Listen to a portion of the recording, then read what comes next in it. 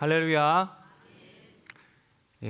굳은 날씨인데 여러분들 굳이 또 집에 가지 않고 굳은 마음을 가지고 이 자리에 왔는데 좋은 하나님의 은혜, good word 말씀 들 수 있기 바랍니다.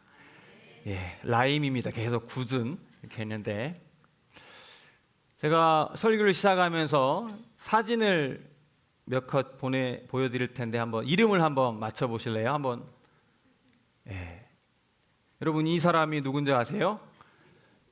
미국 사람인데 어떻게 잘 맞추시네요. 스티븐 잡스. 누군지 아십니까? 미국에서 아마 세계에서 제일 이 토크쇼를 잘 진행한 오프라 윈프리.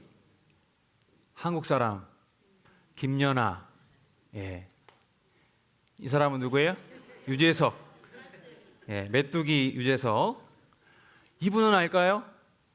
요즘에 핫하다고 하는데 동백꽃 필 무렵 이름이 아세요? 이름? 강하늘. 여성분들이 잘 아시네요. 마지막 한 명.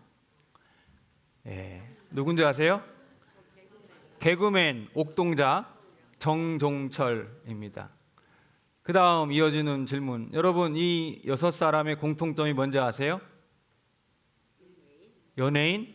또 유명한 사람? 사랑받는 사람? 제가 늘 얘기하잖아요. 믿음이 좀 약하면 눈치를 좀 빠르시면 되는데 오늘 설교의 제목이 뭐예요? 그렇죠. 매력 있는 사람.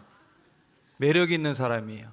이 사람들 보면은 얼굴이 잘생겨가지고 매력도 있지만 한 분야에서 너무 열정적으로 일해가지고 성공해서 매력적인 사람일 수도 있고 또 옥동자처럼 사람들에게 웃음을 주는 그래서 매력적인 사람도 있습니다. 근데 매력적인 사람들의 공통적인 특징이 있어요. 먼저 아세요? 매력적인 사람? 매력적인 사람? 제 제스처를 보세요. 매력적인 사람들의 특징은 끌어당기는 힘이 있어요. 끌어당기는. 그래서 매력적인 사람을 보면 그 사람 가까이에 머물고 싶어요.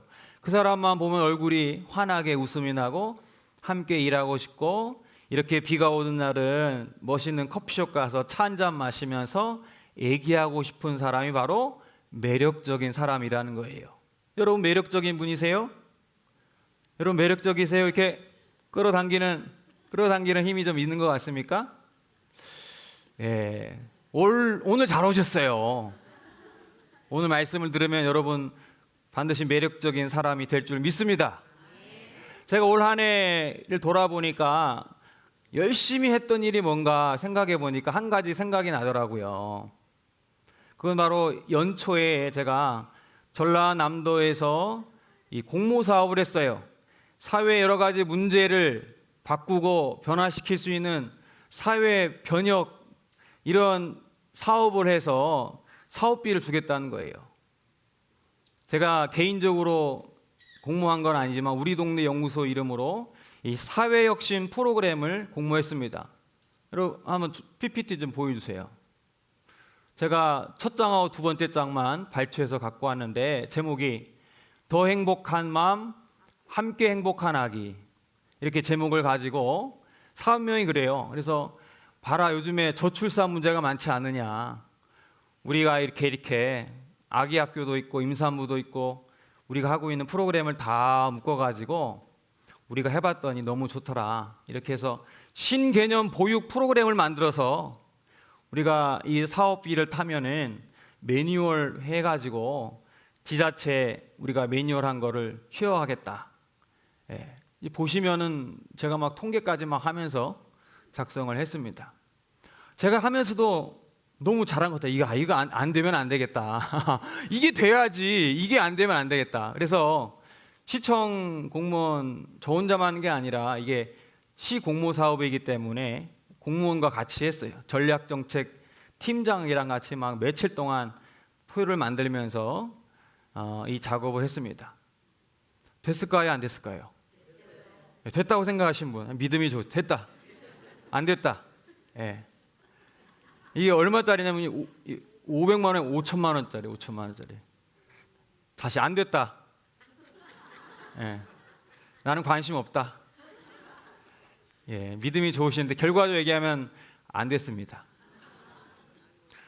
눈앞에서 월척이 딱 이것만 되면은 우리 연구소가 아주 크게 실적해서 우리가 하고 있는 부설기관 아주 더 풍요롭게 할 수 있었을 텐데 정말 눈앞에서 월척이 놓친 느낌이었어요. 근데 우리 삶은 그런 것 같아요. 때로는 성공할 때보다 실패할 때 더 많은 배움을 얻을 때가 있잖아요. 그 과정이 이래요. 이제 제가 또 태어나 처음으로 전라남도 도청에 갔습니다. 그래가지고 여러 개 팀이 있을 거 아니에요. 그래서 5분 정도 심사위원 앞에서 브리핑을 합니다. 이렇게 프로그램 이렇게 진행하겠다. 그러면 또 한 10분 정도 질의응답을 하는 거예요. 이거 이 사업 되겠냐? 이런 식으로 이제 질문하면 이제 대답을 하는 건데 그 브리핑을 제가 했으면은 저는 아마도 됐을 것 같아요. 근데 시 사업이다 보니까 시청의 담당 공무원이 한 거예요. 아무래도 목사님은 이게 되잖아요. 이게 말이 그게. 근데 이분이 좀 평상시대로 말을 잘하더니 이제 긴장을 하셨나 봐요. 근데 그래서 안 된 게 아니라 심사위원들이 보고 처음에는 표정들이 이게 괜찮다는 거예요. 근데 질문을 던집니다. 너무 프로그램이 좋은데 이 프로그램을 위해서 봉사자들이 많이 필요한데 어떻게 이 봉사자들 이거 발렌티어들 구할 수 있겠느냐. 왜 이제 이 브리핑하는 시청 담당 공무원이 이제 당황한 거예요. 쭈뼛쭈뼛 하다가 이거는 우리 광양시는 이 교회에서 이런 일을 많이 협력해서 이번 프로그램도 교회에서 진행을 하게 됩니다 하니까 제가 눈치를 딱 보니까 심사위원도 얼굴이 싹 굳어진 거예요. 느낌이 왔죠. 안 됐다. 진짜 안 됐어요. 근데 제가 너무 좀 기분이 좀 상했어요. 화가 났어요. 하필 왜 교회에서 한다고 해가지고는 그냥 그런 게 아니라 만약에 불교나 유교에서 했다면 저는 됐다고 보거든요. 무슨 말인가 하면은 아직까지 한국 사회에서 교회가 그렇게 신뢰를 두지 못하는, 다시 말하면 그렇게 매력적인 존재가 아니구나라는 것을 다시 한번 깨닫게 되었습니다. 물론 종교단체이기도 하지만 광양 안에서는 우리 대광교회에서 한다고 하면 적극적으로 시에서 밀어주거든요. 근데 도를 가니까 광양 대광교회를 모르는 거예요. 교회라는 것 자체가 그분들에게는 별로 신뢰하지 못하는, 매력적이지 못하는, 교회가 이런 일 하면 돈을 정확하게 쓸 수 있겠느냐라는 그런 눈치로 보는 그런 느낌이 들어가지고 제 마음이 너무 불편했어요. 그런데 부정할 수 없는 거는 세상 사람들은 우리를 이렇게 보는구나. 사회에서는 우리 교회 다니는 사람을 그렇게 매력적이지 못하는구나. 늘 그냥 교회 와가지고 술도 담배도 안 하고 그냥 놀 때 늘 한쪽 구석탱이 앉아가지고 안주만 먹는 그냥 그런 사람으로 보지 않는가. 그냥 이미지적으로. 제가 생각을 해봤어요. 우리가 믿는 예수님이 얼마나 매력적입니까? 그분이 보여준 삶의 모습, 그분의 가르침과 행동이 우리에게 얼마나 매력적이지 않아요? 그래서 여러분 예수님 믿는 거 아니겠습니까?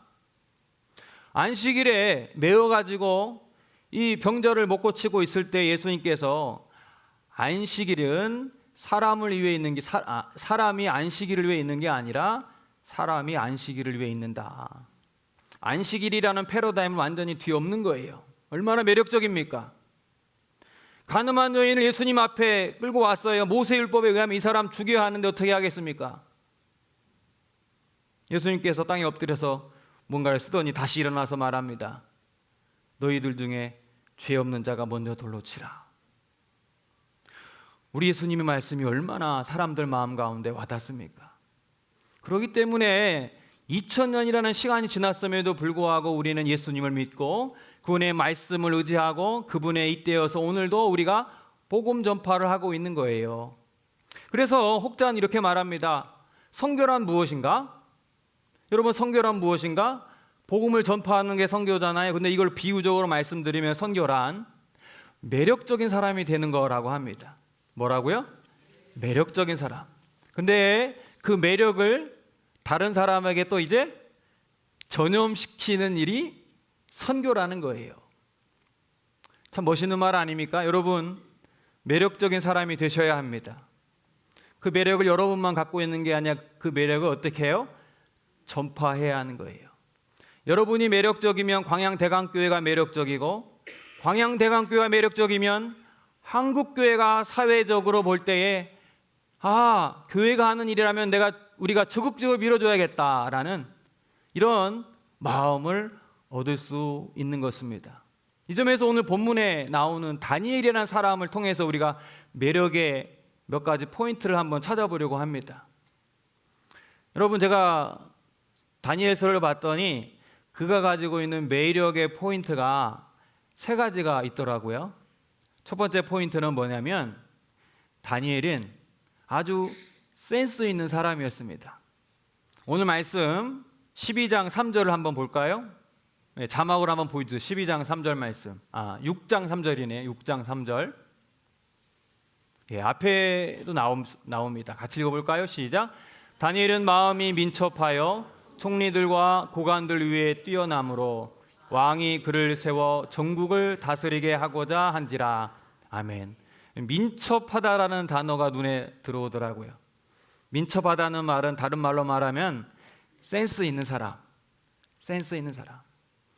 여러분, 사실 다니엘은요, 이민족 뭐랄까요, 이방 민족이었죠. 그 나라에서만큼은.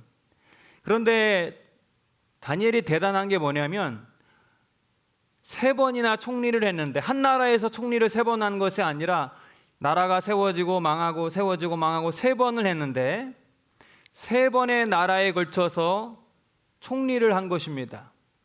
얼마나 대단한 일이에요. 여러분, 이민자 출신에 여러분 어떻게 총리를 3번이나 할 수 있을까? 어떻게 할 수 있어요? 그가 일을 잘했기 때문이에요. 생각해 보면은 동일한 사람이라고 하면은 한국 사람을 쓰지 굳이 멀리서 온 외국 사람 쓰겠습니까? 그럼에도 불구하고 다니엘이 탁월하게 일을 잘했는데, NIV 성경을 보면은 exceptional qualities, exceptional, 아주 예외적으로 탁월하게 우수한 능력을 가졌다라고 말하고 있습니다. 사랑하는 여러분, 내일부터 여러분들이 이제 직장 다니시는 분은 또 직장을 가고 일을 할 텐데, 직장에서 여러분들 매력적인 분 되고 싶으세요? 되고 싶으세요? 근데 직장 다니시는 그 산업의 현장에서 있는 분들이 여러분에게 새벽 기도 많이 하고 큐티 얼마나 하고 그거 관심 전혀 없습니다. 그렇죠? 직장에서 매력적인 사람은 그 직장에서 일을 잘 하셔야 돼요. 선생님은 아이들을 잘 가르쳐야 하고, 자기가 기술이 있는 사람은 그 기술을 잘 발휘해야 돼요. 그날 밤에 기도를 했는지 안 했는지 그건 중요한 게 아니에요. 왕의 마음에 뜨려면 먼저 그 업무의 능력에서 탁월해야 합니다. 그래야지 매력적인 사람이 될 수 있는 것이지요. 그게 바로 첫 번째입니다. 뭐라고요? 민첩하고 센스 있는 사람이 되셔야 한다는 거예요. 그런데 우리가 생각할 때 막 땀 흘리며 열심히 일하는 것, 이게 열심히 일하는 건데 중요한 게 하나 있어요.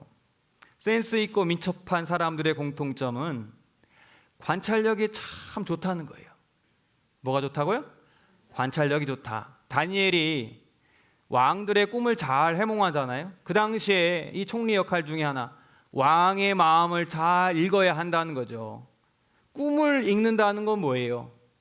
꿈이 뭐예요? 그 사람의 내면의 상태를 보여주는 거 아니에요? 그 사람의 심리 상태를 보여주는 거 아니겠어요? 그럼 어떻게 해야 돼요? 평상시에 왕이 어떤 표정을 갖고 있고 왕이 어떤 언어를 사용하고 있고, 이것을 다니엘이 어떻게 해요?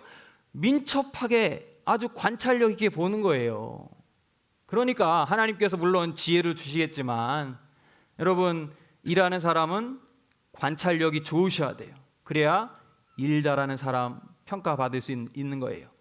두 번째는 뭐냐면요, 두 번째는 다니엘이 일만 잘하는 게 아니라 이 다니엘은 마음이 따뜻하고 진정성 있는 사람이었어요.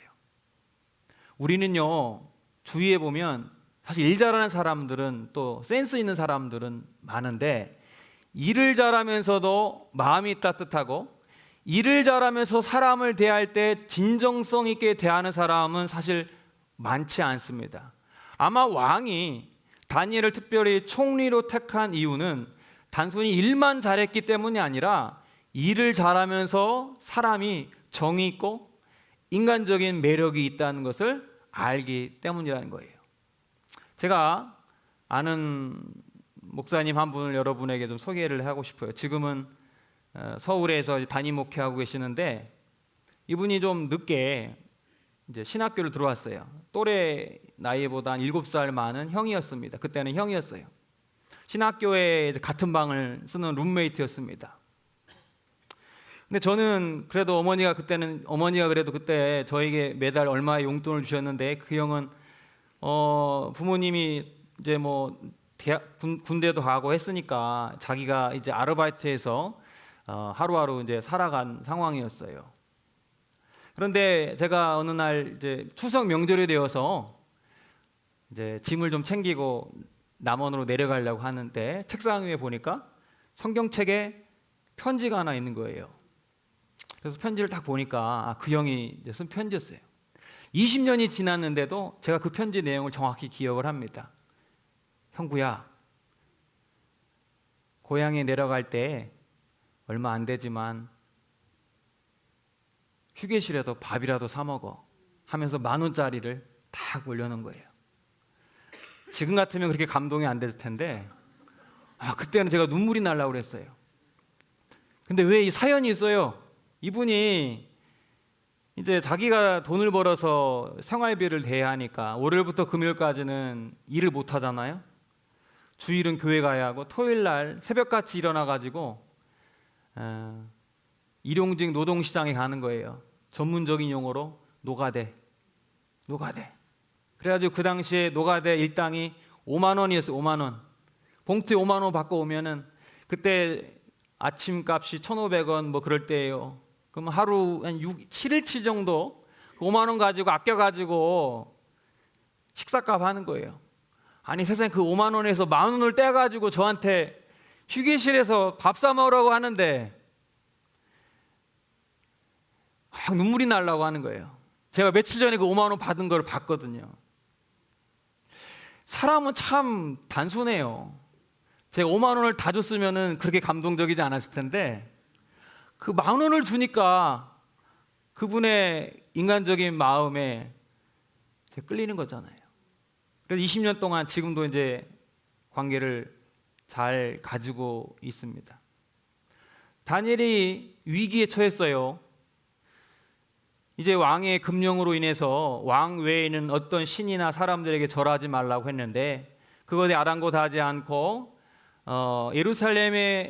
예루살렘으로 향한 문을 창문을 열고 하나님께 감사하고 예배하는 걸 쉬지 않으니까, 그래서 이제 고자질해 가지고 정말 어쩔 수 없이 이 다니엘이 사자굴 속에 던져지게 됩니다.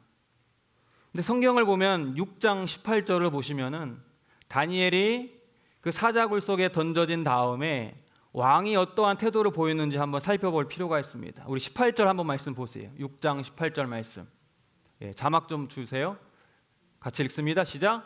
왕이 궁에 돌아가서는 밤이 새도록 금식하고 그 앞에 오락을 그치고 잠자기를 마다하니라. 아멘.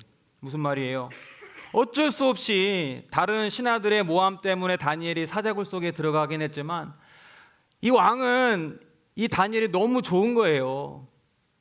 간접적으로 유추할 수밖에 없지만 다니엘이 얼마나 그가 인간적으로 그 왕에게 매력을 주었는가. 단순히 일을 잘해서가 아니라 왕의 마음 가운데 얼마나 끌리도록 그가 인정 있고 인격적이고 진정성 있게 왕을 대했는가를 알 수 있어요. 왕이 궁궐에 들어가서 잠을 자지 않고 이 다니엘이 살아오기를 금식하며 기도했다는 거예요. 사랑하는 여러분, 따뜻하고 일을 잘하면서도 사람들을 따뜻하게 대할 수 있는 그러한 매력적인 사람 될 수 있기 바랍니다. 마지막 세 번째는요, 제가 영화 포스터 하나를 보여주면서 말씀드릴게요. 한번 보여주세요. 불의 전차, 혹시 영화를 보셨습니까? 불의 전차. 영화를 보지 않더라도 제가 말하면 여러분들 금방 알 수 있는 이야기입니다. 오래전에 전통적인 그 목사님들의 애화 가운데 아주 자주 등장한 이야기예요. 이 영화의 주인공은 에릭이라는 이름을 제가 외웠는데, 에릭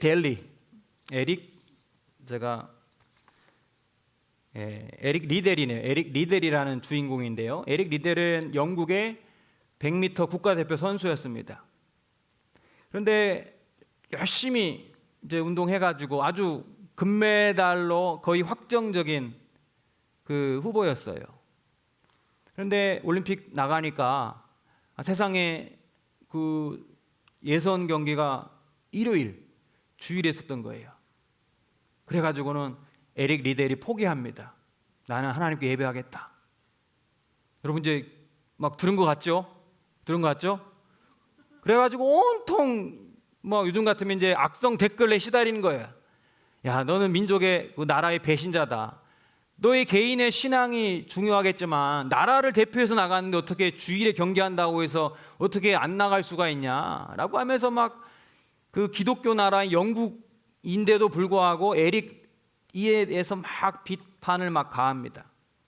그런데 아랑곳하지 않고 경기 출전하지 않습니다. 그런데 그의 주종목이 아닌 400m에 출전해서 그가 기적적으로 금메달을 tab니다. 그러면서 하는 말이 200m는 내 힘으로 최선을 다해 뛰었는데 200m는 내가 뛴 게 아니라 하나님이 나와 함께 하였다 해가지고 금메달을 따요. 그래서 여러분 주일 성수를 하세요. 그러면은 금메달 딸 수 있습니다라고 주일 성수 할 때 나오는 에릭 리델 이야기예요. 들어보셨죠? 제가 이 얘기를 드리는 거는 이것이 틀렸다는 말을 하려는 게 아니라 우리가 에릭이라는 사람한테 알고 있는 게 이게 전부예요. 그게 안타까워요. 이거는 그의 삶의 반은커녕 10분의 1도 안 되는 이야기입니다. 그가 금메달을 땄습니다. 사람들이 막 이 주종목이 아닌 400m의 금메달을 따니까 아주 막 막 국민적인 영웅으로 올랐어요. 그런데 그가 이 모든 것을 내려놓고 중국에 선교사로 가기로 결심을 합니다. 그래서 사람들이 에릭한테 물어요. 아니 지금 이렇게 국민적인 영웅으로 대접받고 있는데 왜 이 모든 것을 포기하고 중국에 선교사로 갑니까? 에릭 리델이 말합니다. 저는 운동을 하기 전부터 하나님께 선교사로 가기로 헌신했습니다. 전 눈에 보이는 금메달 따려고 운동한 게 아니라 보이지 않는 면류관, 그 면류관을 위해서 운동하고 그 면류관을 위해서 보이지 않는 썩지 않은 면류관을 위해서 선교사로 지원한 것입니다. 이렇게 얘기를 하죠. 그래가지고 그가 중국에서 20년간 선교를 하고 2차 세계대전이 일어나서 일본이 만든 수용소에서 수감되다가 세상을 떠나게 됩니다. 그의 나이 43세 선교사로 부름받고 세상을 떠나게 됩니다. 우리가 생각할 때는 그의 종교적인 고집스러운 신념 때문에 주일 성수를 한 거라고 생각할 수 있습니다. 그런데 그게 아니었어요. 그는 보이지 않는 그 하나님 나라의 가치, 하나님과 자기 사이의 은밀한 그 신앙의 가치를 위해서 세상 사람들이 보는 바보 같은 그것을 붙들었던 것입니다. 그는 근본주의적인 그런 신앙인이 아니라 보이지 않는 그런 하나님 나라의 영광과 하늘나라의 가치, 하나님과의 약속, 이것을 지키기 위해서 모든 것을 포기한 것입니다. 다니엘이 가지고 있는 세 번째 매력이 바로 이와 같아요. 그것은 바로 타협하지 않은 신앙이라는 거예요. 그 타협하지 않은 신앙은 뭔가? 보이지 않는 하나님 나라의 가치에 내 삶을 던지는 것입니다. 바로 이것이 매력적인 사람의 세 번째 포인트라는 거예요. 사랑하는 여러분, 그래가지고 26절, 27절을 우리 한번 같이 볼까요? 26절, 27절 같이 읽어봅니다. 시작. 내가 이제 조서를 내리노라. 내 나라 관할 아래에 있는 사람들은 다 다니엘의 하나님 앞에서 떨며 두려워할지니 그는 살아계신 하나님이시요 영원히 변하지 않으실 이시며 그의 나라는 멸망하지 아니할 것이요 그의 권세는 무궁할 것이며 그는 구원도 하시며 건져내기도 하시며 하늘에서든지 땅에서든지 이적과 기사를 행하시는 이로써 다니엘을 구원하여 사자 입에서 벗어나게 하셨음이라 하였더라. 아멘. 여러분, 이 고백이 누구의 고백인지 아십니까? 왕의 고백이에요. 하나님 믿지 않는 다리오 왕이 다니엘의 매력적인 모습을 보면서 야, 네가 믿는 하나님이 진짜 하나님이다. 그 하나님을 내가 믿겠다 라는 믿음의 표현입니다. 사랑하는 여러분, 성경은 뭐라고요? 매력적인 사람이 되어서 그 매력을 전염시키는 일이라 말했습니다. 여러분, 저와 여러분이 매력적인 사람이 되셔야 합니다. 그래야만 우리 광양대강교회가 매력적인 교회가 되어서 다음에 공모사업할 때는 될 수 있는 거예요. 그렇게 되면은 한국교회가 사회 가운데 매력적이면, 교회가 하는 일이라면 믿어주고 재정도 힘을 실어주면서 이 사회를 바꿀 수가 있는 것입니다. 여러분, 매력적인 사람은 어떻다고 했죠? 끌어당기는 힘이 있다고 했죠? 끌어당기는 힘. 오늘 말씀을 듣고 이제 가정으로 또는 직장으로 나아간 여러분들에게, 여러분이 가면 마치 자석처럼 여러분 주위에 사람들이 머물 수 있기를 바랍니다. 여러분 보면서 차 한잔 하시고 싶은 그런 매력적인 인생 될 수 있기를 주님의 이름으로